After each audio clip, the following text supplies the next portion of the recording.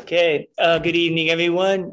It is May the 25th, and we are finishing up chapter 4 of the Exploring the Bible Dickinson series, Introduction to the Old Testament. We will be looking at pages 93 to the end of the chapter 106. Looking at Proverbs, Ecclesiastes, and Song of Songs. This section is entitled Wine, Women, and Song. And just a couple of housekeeping matters. We will finish the last two chapters, 5 and 6, over the course of the next 3 weeks in June. So that'll be I'm going to say June 1st, 8th, and 15th. On June 22nd, we will be gathering at Hang 10 for the end of the year. We say end of the Wednesday night fellowship year at Hang 10 at 6 o'clock. I think choir will still be meeting.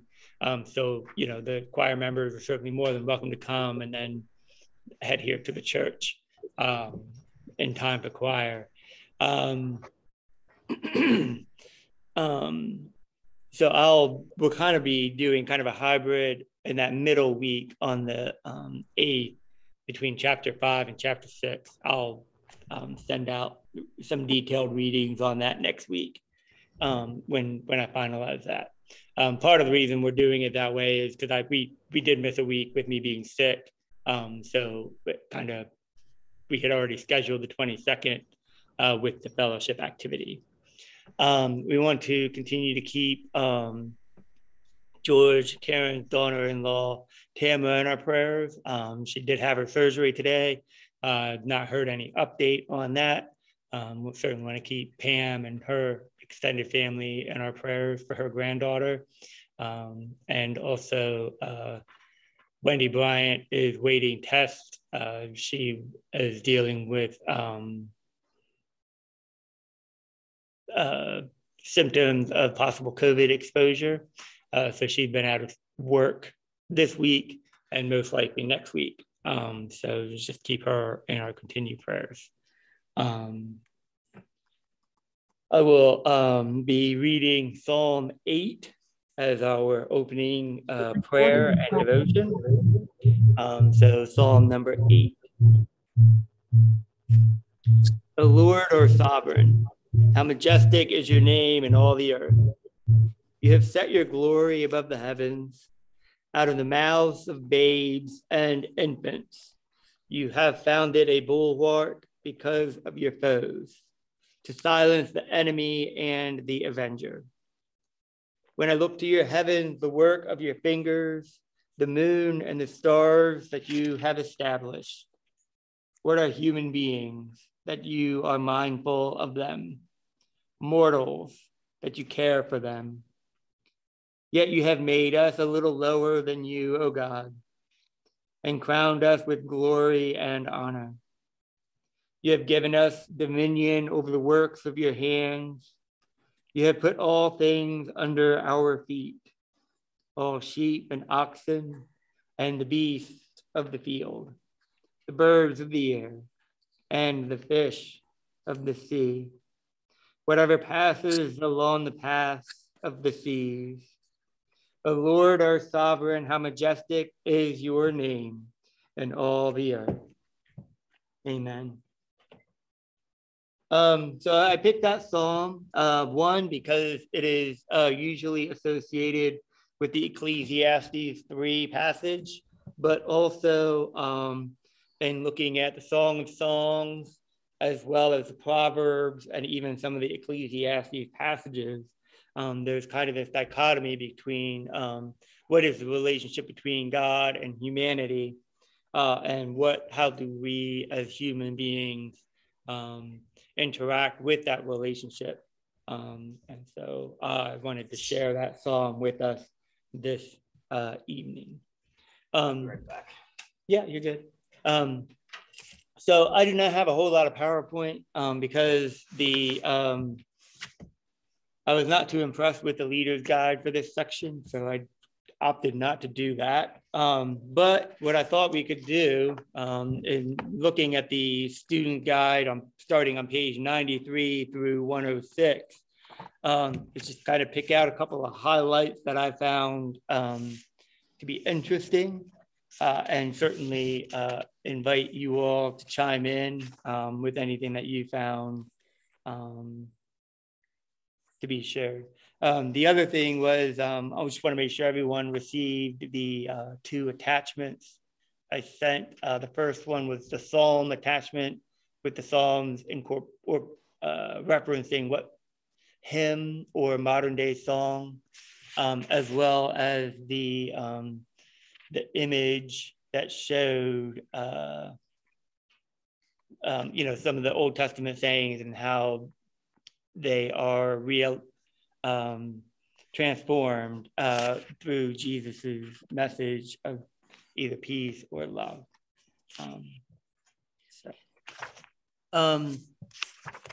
Yeah, that was in reference to last week.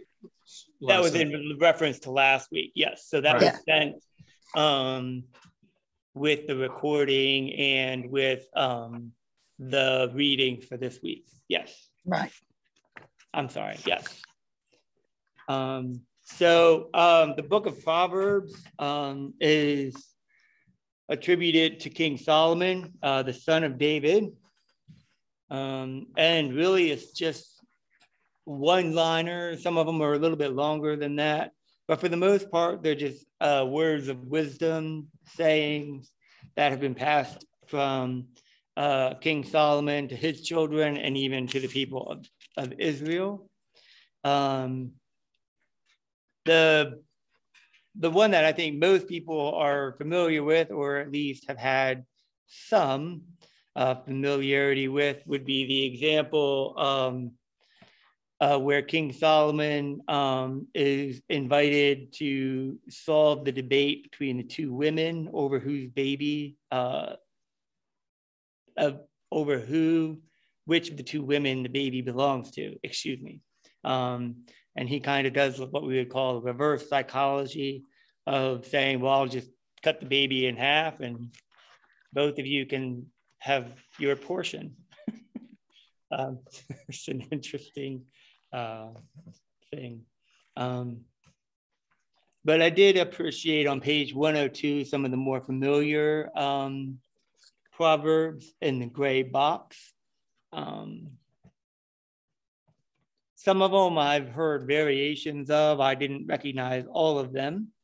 And some of them were kind of interesting, like the dog returning to his vomit, like a fool to his folly.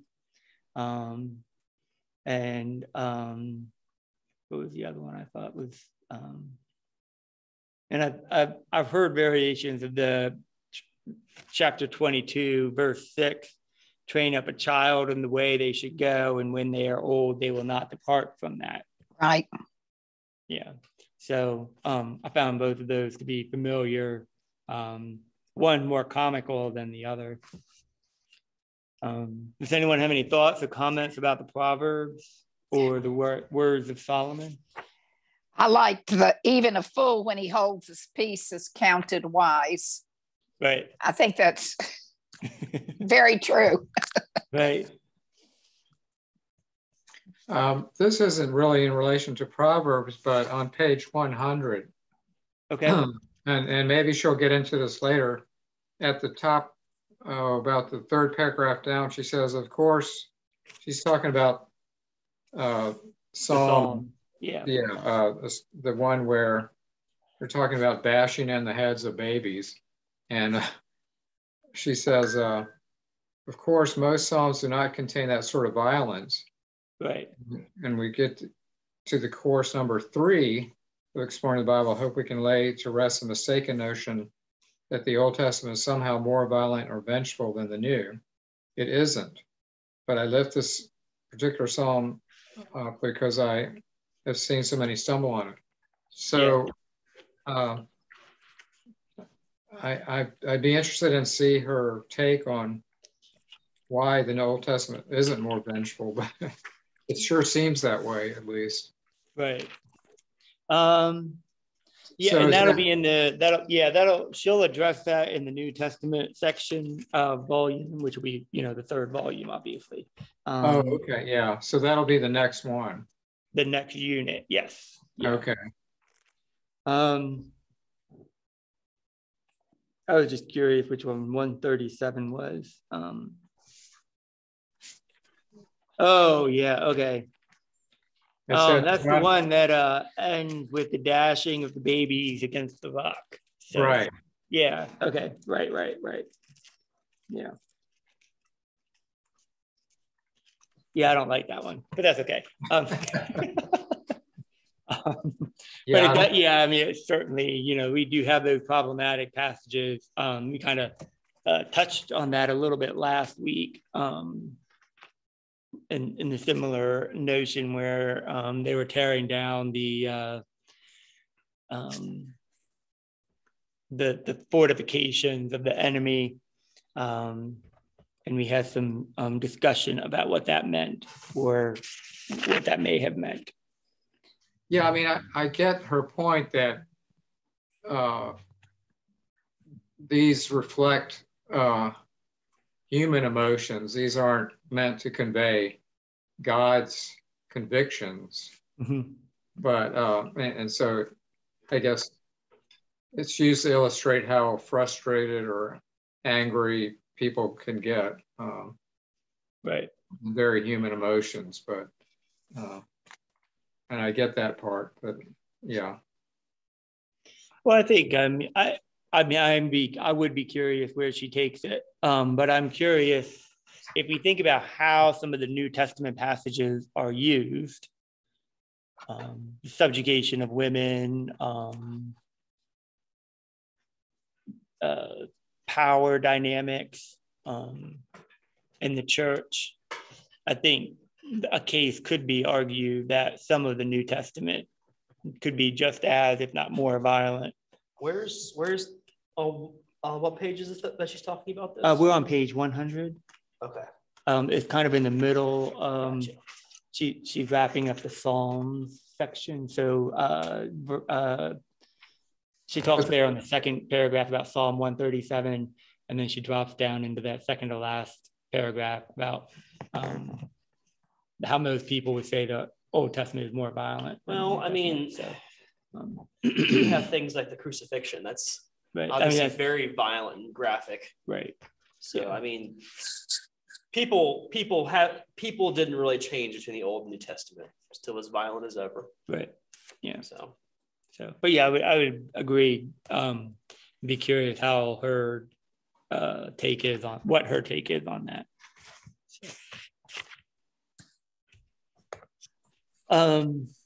Sorry for that diversion. But you're fine. I did kind of skip over that because we covered some of the Psalms last week. The way she lays out some of the book for the student guide and the leader's guide, it doesn't always follow a clear format.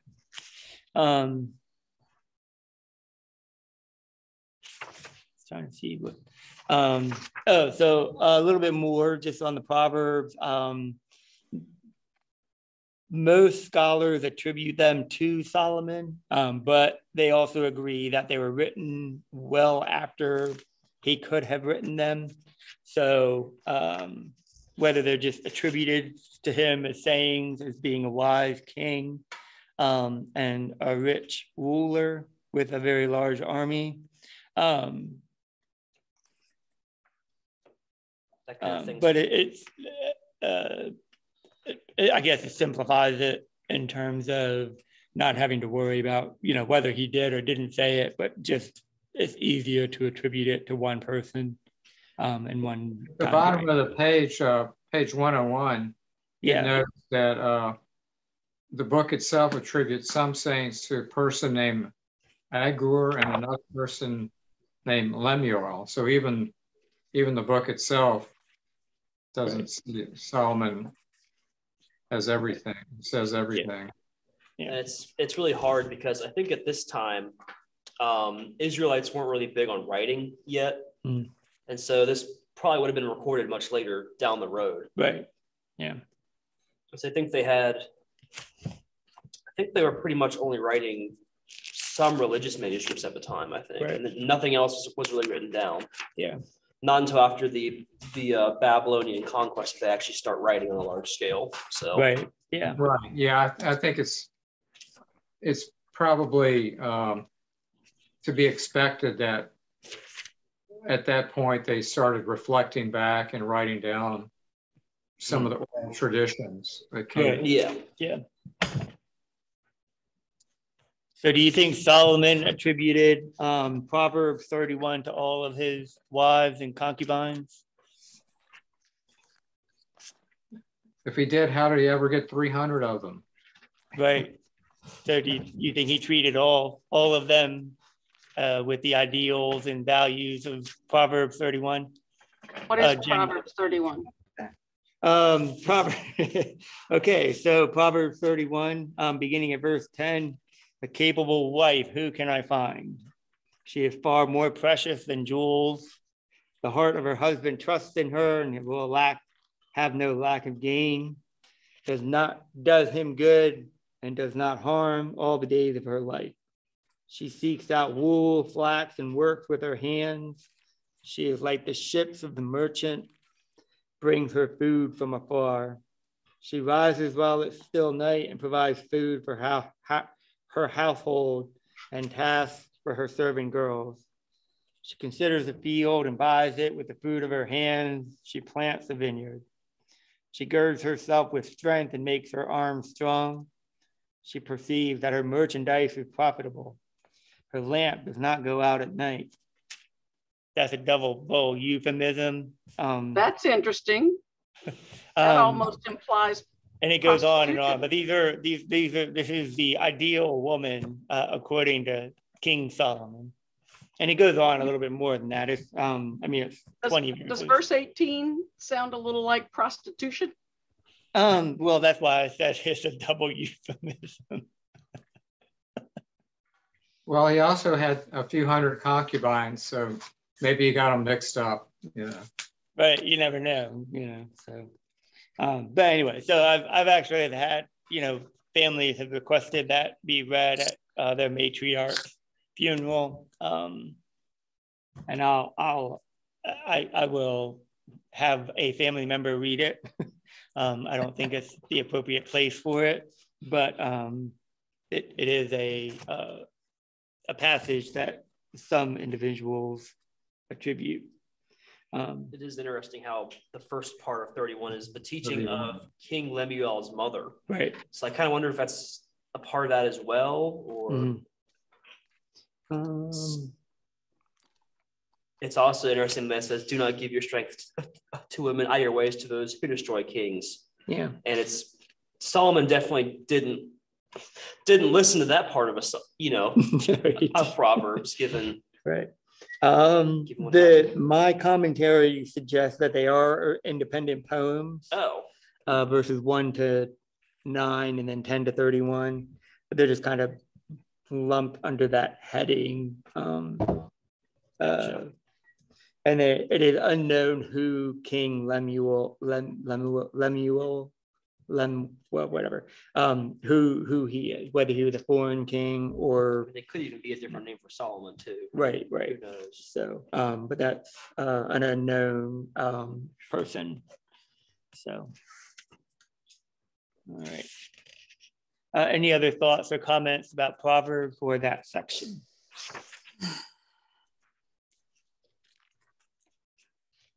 Okay.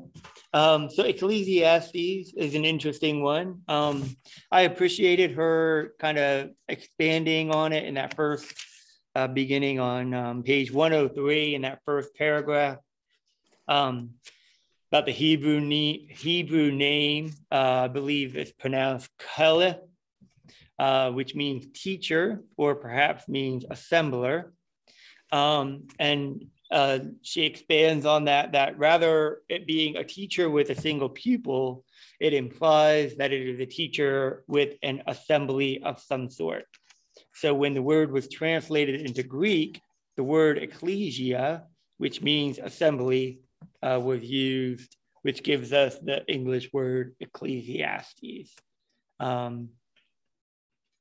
And so again, this one is attributed to the son of David, king in Jerusalem, and is repeated in verse 12, and is attributed to possibly meaning King Solomon. And again, it's impossible to validate that with the style of writing matching the time period. I like her line that says, I know what you're going to say. for the development of Prozac. Prozac, right? Yeah. Which I thought was interesting. Thinking about the use of the word vanity, and the defining of that word. The Hebrew word is hebel, which means emptiness, something that is transitory or unsatisfactory.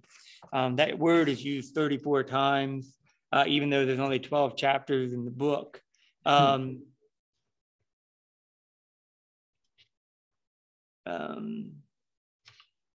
so, thinking about the psalm that I read, in that second to the last paragraph on page 104, it says, some rabbis have pointed out that everything about Ecclesiastes finds futile is to be found under the sun, and is therefore to the God who is over the sun that we should look for life's meaning and purpose. And she kind of questioned that, but with her, I kind of read perhaps as being snarky, but yeah. I think she was kind of, being snarky on that one, but it is interesting. I mean, Ecclesiastes,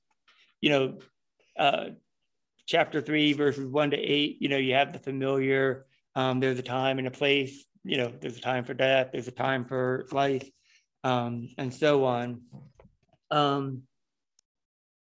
What are your thoughts in terms of understanding Ecclesiastes in that way, that life is life and we are to place our trust and our hope in the God who is above all? Any thoughts or arguments for or against any of that? Well, I like the part where she says it's sort of like life is a bitch and then you die. Right. Yeah. Well, I was hoping somebody else would lift that up so I wouldn't have to get in trouble. No, I'm just kidding. Said it out loud. What's that? Or else the one that says, if the snake bites before it is charmed, there's no advantage in a charmer. Right. That's a bummer. Yeah. Yeah, I mean, the whole thing of it is kind of like pretty depressing. I think that's why she had that allusion to Prozac, because yeah, if you read it, you're going to need some. Yeah. But if that's the case, so when we think about, so let's look at the Ecclesiastes 3, verses 1 to 8 then. So I can't tell you how many times I've been asked to read this at a funeral. Ecclesiastes 3 verses 1 through 8. Yeah, 1 to 8, yes.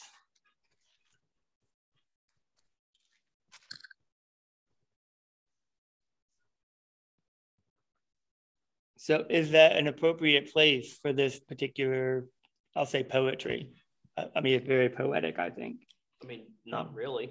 You don't think it is? It's kind of bookended by just, when a funeral, typically people like to recall and remember someone's life, right? Remember what they contributed, remember how they were. Whereas Ecclesiastes is all kind of like, everything is meaningless. Right. It's bookended between, what gain have the workers for their toil. And this is also vanity and a chasing after wind on the other end. Mm-hmm. So it's. Yeah, but 1 through 8, the verses are like different than that, I think. It's definitely just it's a mishmash of different, I'd say, quotes. It is pretty much what Ecclesiastes is. It's just a collection of chapter 3, verses 1 through 8 is just sort of saying, I'm going to say what it says to say what it says, a time for all things. Right. And we kind of all know that. Right.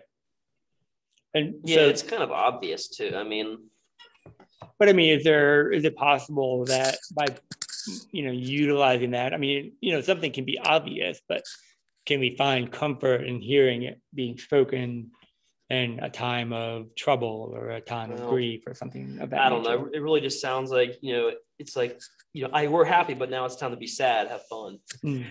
Okay. Well, I think it points out the fact that, no one escapes death. I mean, life is cyclical, and there are many things. Time to live, a time to die. Right. Oh, I know, but there's more. I mean, personally, there's better passages in the Bible than that. I don't know. Yeah.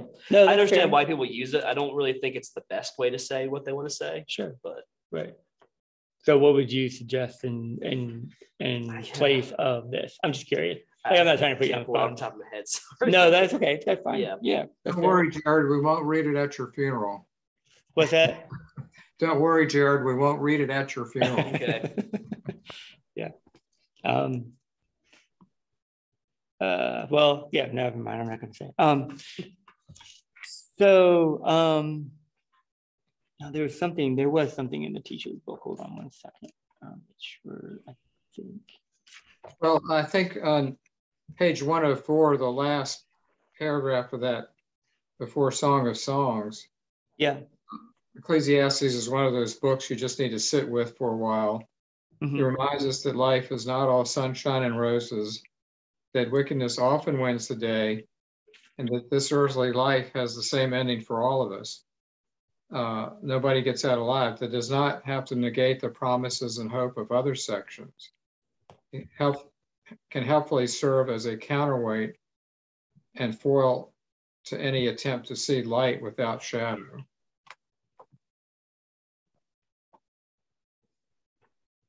Yeah.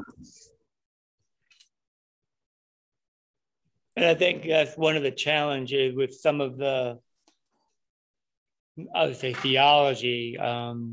If you think in terms of some of the praise songs that are sung, it's all about the light. There's no opportunity for shadow. And so people who are not able to see the balance between the two tend to have a harder time when they are confronted with the shadow side of either themselves or the shadow side of their life. And so they're like, well, then my faith isn't true, or my faith is not strong. And so they have this almost like double-edged sword of how they interact with their faith in the midst of life circumstances.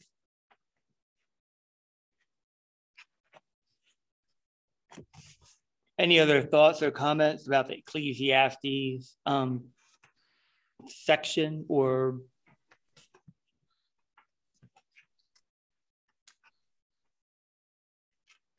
No? Okay.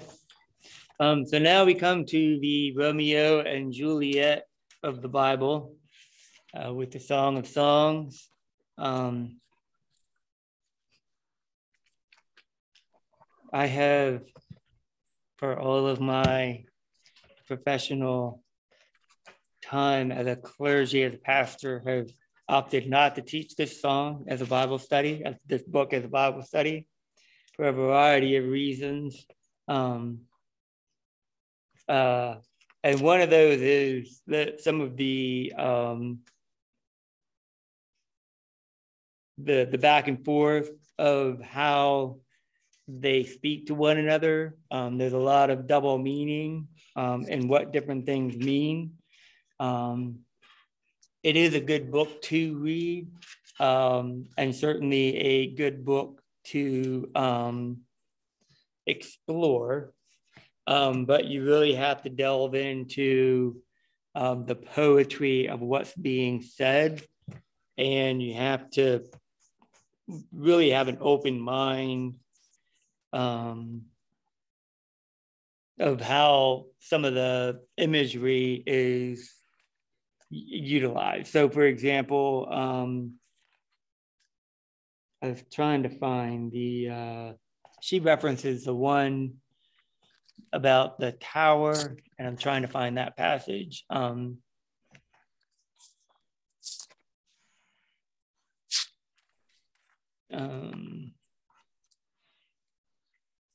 So like if you compare your lover's teeth like a flock of shorn ewes,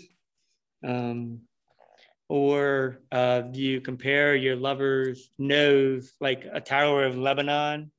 I mean, a lot of those allusions, images, just really have no context. You'd really have to be able to go back to some of the historical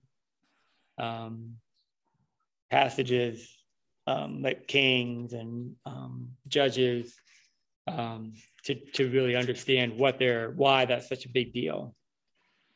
Yeah, it has a lot of context. Yeah, like a lot of hidden meaning, like deep. Yes. Yeah, right. And also, it's just not like a lot of the Old Testament, just not written in a way that's easily. I mean, it's written in a very poetic way that we're not used to. Right. Right. And so it just makes a little like, what's going on here? Yeah. I don't like verse 5.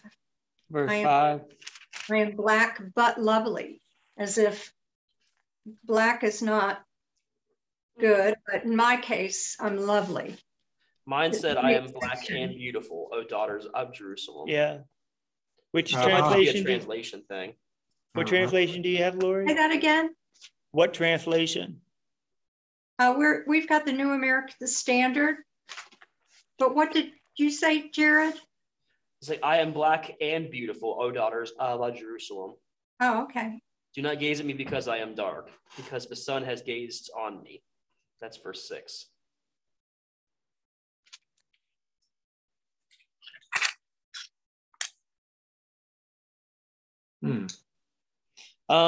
My commentary suggests that the blackness is not what we would consider to be black, but that she is actually sunburned. Or just heavily. And so she does not attribute being sunburnt as a lively or a lovely person. Yeah, because it says, verse 6, for the sun has burned me. Right. And so the illusion is not black in the way that we think of black color, skin color, but because she was probably peeling, burnt, like, red. That's reinforced down here. Where you at? I'm looking. My mother's sons were angry with me. They made me keeper of the vineyards. Mm-hmm. So that means she was out doing work outside and probably got sunburned or heavily tanned. And that's, if I'm right, in that day, it was better for women to not have heavy tans. It was considered to be more appropriate and delicate and kind of highborn looks to them. So what people thought was beautiful in that region was lighter skinned women, because it was a sign of, I guess, higher standing. Mm-hmm. Okay. So again, that's part of why it's difficult to read this particular book, because you're not looking at the Hebrew, you're looking at the English translation of Greek and Aramaic and Hebrew. So the one thing that is helpful with this book is that it does go against the modern understanding of she addresses it at the bottom of 105 and 106, talking about the odd American culture that is at one highly sexualized and also intensely puritanical.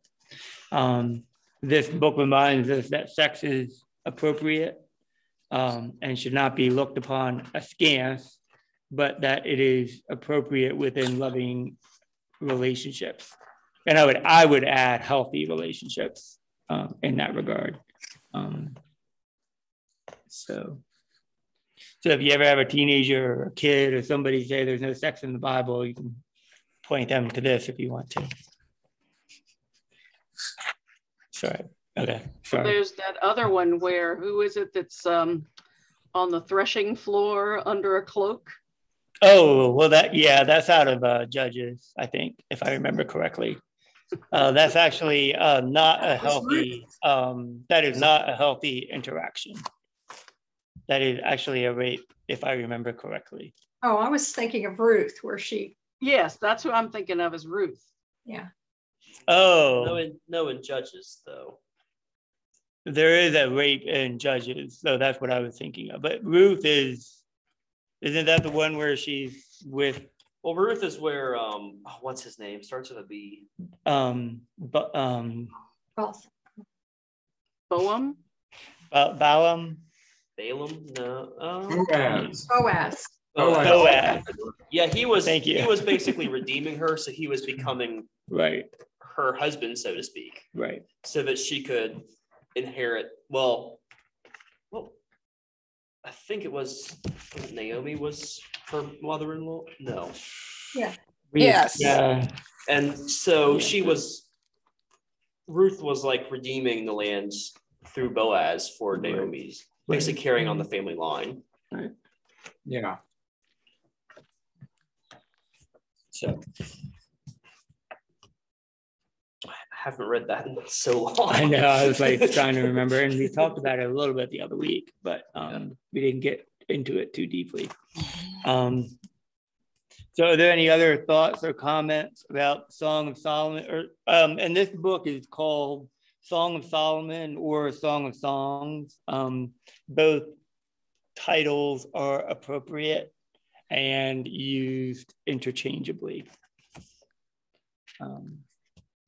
It is interesting how many double meanings there actually are. Oh, golly, yeah. When you start digging through it, it's like, wow. Yeah. How'd this make it in? Right. I thought it was interesting too. This is on page 105 in the middle of the page. Both Jewish and Christian traditions view it as a metaphor for the love between God and God's people.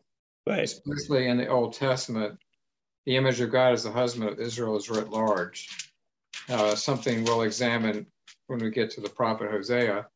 And I've been reading a book on the prophets, and that's one of the main things that is brought out, especially about Hosea. Right. Yeah. Now,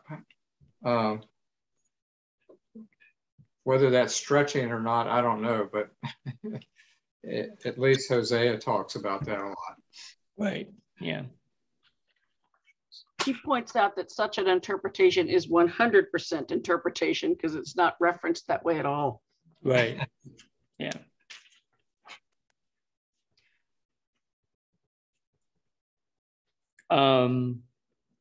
Yeah, and I think that's kind of how, how we understand scripture always comes back to us individually and then corporately as the church, as the ecclesia. Are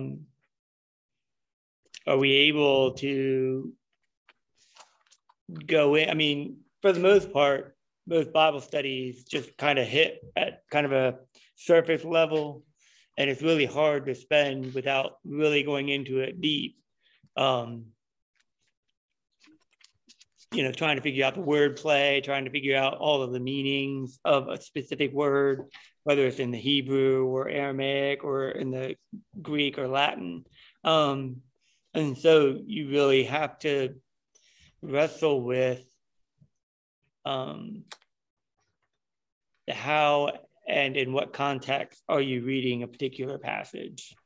And so I've heard both, that Song of Solomon is a love letter between God and God's people, and also between a man and a woman, as two lovers would write to one another.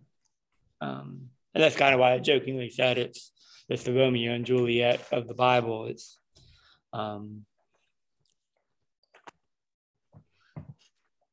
just how I've approached it. I hate to say so, but I have to run. So okay. Sorry, Yeah. I came a little late. I'm leaving a little early. We're kind of getting towards the end. I think we've kind of hit this chapter. Have a good night, Jenny. This is the good part, Jenny. All right. All right. Have a good night. Thank you. Good night, Jenny. I'll see you all when I get back from Nashville. I'm leaving for Nashville tomorrow morning, so I won't be at church on Sunday. Okay. And I don't think I'll be back in time for Bible study next Wednesday either. So. Okay. Well, have a good trip. Have fun. Will do. Yep. I'm going to see Bonnie Raitt and Paul McCartney. Woo! Whoa. That's awesome. Wow. That'll be fun. Yeah. All right. Take care. Bye. So, so this chapter really just kind of ended. I don't really have a whole lot more else with it. Next week, we're going to, and let me share it so you can see what we're going to be doing. Make sure I give you the right thing. Write this down. There we go. Next week, we'll be entering chapter 5, Divided We Fall. And you'll be reading pages 109 to 124. And then you're going to actually stop in the middle of the page. There's a header, it's titled, "And Then There Were None." So we're going to get through all of the major prophets in the first half and into the minor prophets on June the 8th and enter into chapter 6 also. So I'll have that information to you as quick as I can. And then we're just going to look over briefly these prophets with Isaiah, 2 chapters, and Jeremiah and Ezekiel. And just kind of give you a heads up, some of the questions we'll be looking at are what is the prophet being asked to do? Who was the audience? And was the communication between God and the prophet public or private? And I'll have those questions in the email when I send it out tomorrow with the recording from tonight. Are there any questions or comments before I stop sharing the homework for next week? Okay. So, well, I want to thank you all for joining tonight. I know we've got a couple of individuals who are watching the recording. They just had other conflicts. So we're just going to continue to record these so that they can continue to participate. And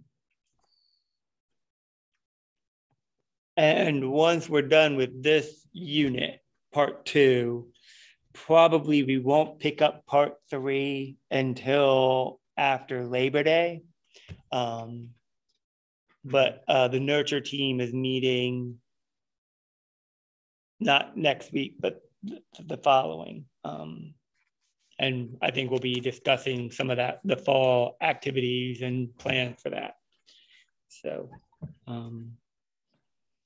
so I want to thank everybody. And if there's no other questions or anything, we'll go ahead and stop recording.